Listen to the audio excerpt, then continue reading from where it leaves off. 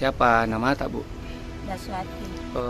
Ini Ansar bagaimana awal mulanya sampai bisa dirujuk ke Makassar? Kena kecelakaan di Kecelakaan itu kapan kejadiannya itu, Bu? hari Jumat. Hari Jumat. Itu sendiri Ki atau 2 orang oh 2 orang ini? Jadi itu yang dia bonceng bagaimana? masuk juga di rumah Oh, sakit. masuk. Dirujuk juga di Oh, sini. iya. Dia mau menuju ke Pelantikan, awalnya di situ tabrakan. Iya. Jadi langsung dia patah kakinya dengan tangannya. Sehari-hari apa kita kerja, Bu? Ya, Apa kita kerja sehari-hari? petani. Petani di. Iya, Kalau suami tak kerja apa? petani juga. Oh, petani juga, Budi. Terus di Makassar ini berapa lama, Miki? 2 malam. Oh, 2 hari. iya. Malam 3 hari.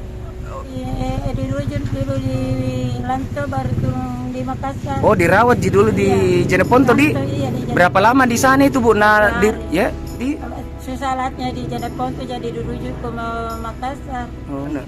Baru kakinya sudah dirawat, jadi nanti lagi diperiksa kepalanya mau dioperasi juga. Oh, kepalanya juga. Iya, Di bagian apanya itu, Bu, yang di kepala? bagian belakang. Oh, bagian belakang di.